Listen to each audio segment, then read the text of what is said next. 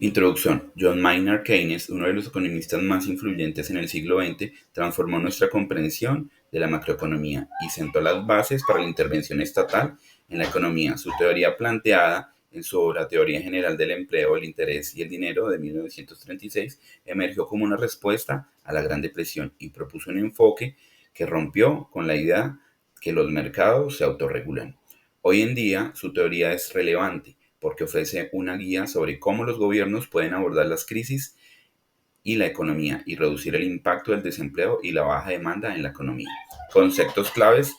El eje de la teoría keynesiana es la demanda agregada, es decir, el gasto total en bienes y servicios en una economía. Keynes sostenía que cuando la demanda cae, las empresas producen menos, lo que provoca desempleo y en consecuencias reduce aún más la demanda en un ciclo negativo. Para combatir esta espiral de recesión, Keynes propuso que el gobierno intervenga a través de políticas fiscales expansivas, como el aumento del gasto público y la reducción de impuestos, para estimular la demanda y reactivar la economía.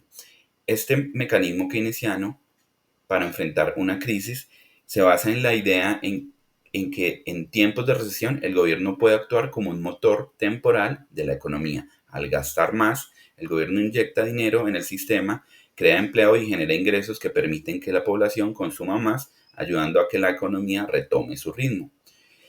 En relación con los 10 principios de economía, la teoría keynesiana se conecta con varios de los principios que el economista Gregory Makin presenta en su obra Principles of Economy. Las personas enfrentan disyuntivas. Keynes identificó las disyuntivas entre gastar en el corto plazo para estimular la economía y controlar la deuda pública. En situaciones de crisis, su teoría sugiere priorizar el crecimiento sobre el control de la deuda. El costo de oportunidad. La teoría keynesiana se enfoca en no desperdiciar recursos durante la recesión. El costo de oportunidad de dejar personas y recursos inactivos es muy alto y Keynes argumentaba que durante la crisis el gobierno debería intervenir para aprovechar esos recursos ociosos. Los gobiernos pueden mejorar los resultados del mercado. Para Keynes el mercado no siempre es capaz de recuperar el equilibrio por sí solo, especialmente en tiempos de crisis. Su teoría propone que mediante la intervención gubernamental se puede mitigar la recesión y estimular la demanda cuando el sector privado es incapaz de hacerlo. Ejemplos recientes: la crisis financiera del año 2008 y la pandemia del COVID-19 son los ejemplos recientes donde se aplicaron políticas keynesianas. En la crisis del 2008, Estados Unidos implementó un paquete de estímulos de 800.000 millones para revitalizar la economía, mientras que en la pandemia el gobierno nuevamente aumentó el gasto público y redujo impuestos para evitar un colapso económico mayor.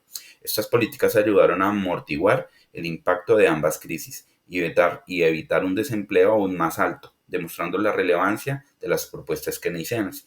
En conclusión, la teoría keynesiana sigue siendo esencial para entender y gestionar las crisis económicas. Keynes demostró que la intervención del Estado puede ser clave en la estabilización de la economía y que una recuperación rápida depende de una intervención activa en lugar de esperar que el mercado se autorregule.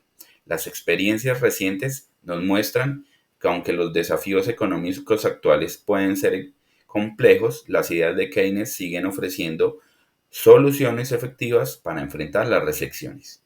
La bibliografía es Keynes, Teoría General del Empleo, el Interés y el Dinero, Making Principles of Economics, y un documento del Ministerio de Hacienda, Medidas de Estímulo Económico en Estados Unidos, Fondo Monetario Internacional, informe sobre políticas del estímulo del 2008.